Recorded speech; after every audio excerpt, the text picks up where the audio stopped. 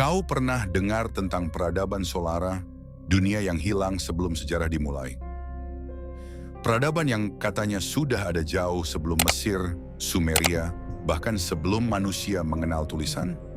Sebuah bangsa yang membangun kota dari batu transparan, yang bisa mengendalikan cuaca, membaca energi bumi, dan berkomunikasi lewat getaran udara ribuan tahun sebelum roda ditemukan. Mereka disebut Solara.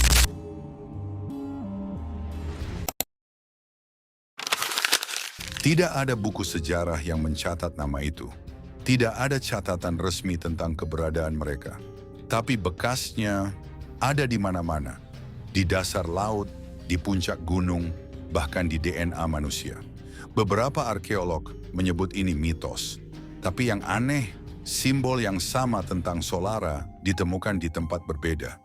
Di piramida Mesir, di reruntuhan Andes, dan di dinding goa di Sulawesi. Kota terapung yang hilang karena keserakahan. Kamu siap kalau aku ceritakan kisah lengkapnya? Karena ini bukan cuma legenda. Ini peringatan dari masa yang bahkan waktu pun berusaha melupakannya.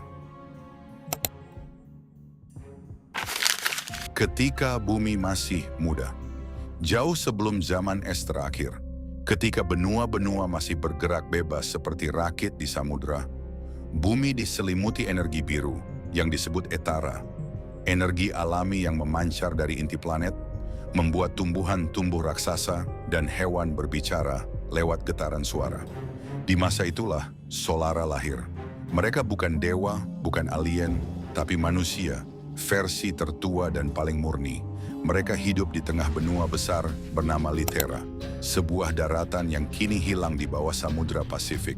Solara dikenal karena ilmu etarom, ilmu yang mempelajari keseimbangan antara energi bumi, udara, dan jiwa manusia. Dengan etarom, mereka bisa menyembuhkan luka tanpa obat, menggerakkan batu tanpa menyentuh, dan membangun kota yang mengambang di udara, yang disebut Helios, kota matahari. Dari kejauhan, Helios tampak seperti pulau melayang, mengitari menara emas yang berkilau sepanjang hari. Penduduknya hidup damai, tak mengenal perang, tak mengenal kelaparan. Namun seperti semua peradaban besar, kejayaan mereka melahirkan keingintahuan yang terlalu besar. Cahaya yang dipaksa hidup di antara para ilmuwan Solara. Ada satu yang menonjol. Aryan File, sang penemu cahaya abadi. Ia percaya manusia bisa menjadi makhluk abadi dengan menggabungkan energi etara dan kesadaran manusia. Ia menciptakan alat besar bernama Nexus Sun, sebuah inti energi di bawah kota Helios yang konon bisa membuat jiwa manusia tak lagi mati. Namun Dewan Tertinggi Solara menolak eksperimennya. Mereka takut Nexus Sun akan mengguncang keseimbangan bumi. Tapi Aryan tidak berhenti. Diam-diam, ia dan murid-muridnya menjalankan ritual di malam tanpa bulan. Mereka mengaktifkan Nexus Sun untuk pertama kalinya, dan saat itu pula langit berubah warna. Bulan retak separuh, dan dari dalam bumi muncul cahaya biru pekat seperti petir abadi. Laut mengamuk, udara bergetar, dan seluruh kota Helios berguncang. Dalam hitungan menit, apa yang seharusnya menjadi sumber kehidupan berubah menjadi pusaran energi yang menelan segalanya. Kejatuhan kota matahari. Catatan kuno menyebut malam itu sebagai hari ketika langit menangis. Menara emas Helios runtuh satu persatu, dan seluruh benua Litera pecah menjadi 7 pulau besar. Energi etara yang selama ini menjaga bumi, lepas kendali dan menembus atmosfer, membentuk aurora raksasa yang terlihat hingga ribuan kilometer. Aryan File, sang penemu, menulis kalimat terakhirnya di batu kuarsa. Kami terlalu ingin menjadi cahaya, hingga lupa bagaimana menjadi manusia.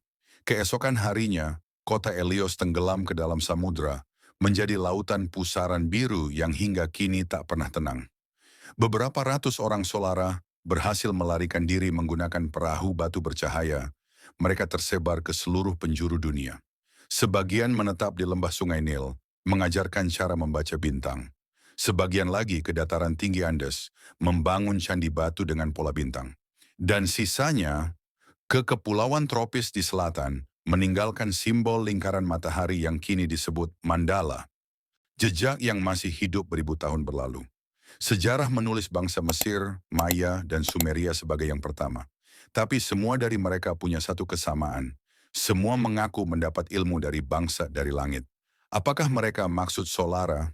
Pada tahun 1978, tim ekspedisi Jepang menemukan struktur batu besar di dasar Laut Yonaguni. Berbentuk tangga, dinding, dan ukiran seperti matahari bersinar. Simbolnya identik dengan tulisan Solara yang ditemukan di Peru dan Papua. Tak hanya itu, di Siberia ditemukan tengkorak manusia aneh berusia 50.000 tahun dengan rongga tulang yang mengandung logam ringan. Bukan logam bumi, melainkan paduan orichalcum, logam mitos dari kisah Plato tentang Atlantis. Beberapa ilmuwan percaya Solara dan Atlantis adalah hal yang sama, hanya berbeda nama di setiap benua.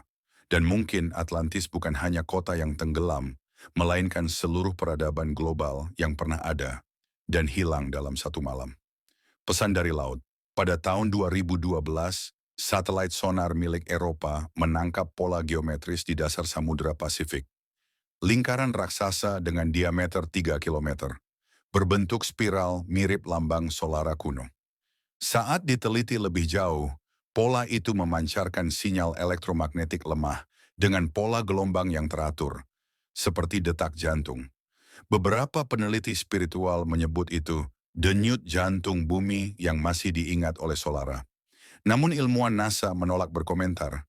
Yang aneh, setiap kali ada badai matahari besar dari luar angkasa, frekuensi itu meningkat dan muncul cahaya biru di laut, tepat di titik bekas kota Helios.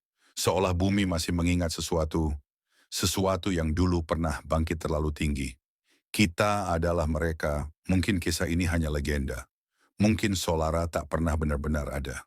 Tapi coba pikirkan, kenapa semua budaya kuno di dunia punya simbol matahari bersinar dari atas air? Kenapa semua mengajarkan keseimbangan antara langit dan bumi dan memperingatkan tentang cahaya yang menelan dunia? Mungkin karena di dalam diri manusia hari ini masih tersisa sedikit darah Solara, sedikit ingatan yang membuat kita terus ingin mencipta, terus menantang batas, terus mengejar cahaya, meskipun tahu betapa mudahnya terbakar. Sejarah tidak berulang, ia hanya berbisik agar kita tidak melangkah ke jurang yang sama dua kali. Dan itulah kisah tentang peradaban Solara, dunia yang hilang sebelum sejarah dimulai. Kisah ini belum tentu benar, tapi satu hal pasti, ada hal-hal di bumi ini yang terlalu tua untuk diingat dan terlalu penting untuk dilupakan. Jadi kalau suatu malam kamu melihat cahaya biru menari di laut, jangan buru-buru berpikir itu cuma ombak. Mungkin itu salam dari mereka. Mereka yang dulu pernah membuat langit menyala. Jadi bagaimana menurut kalian?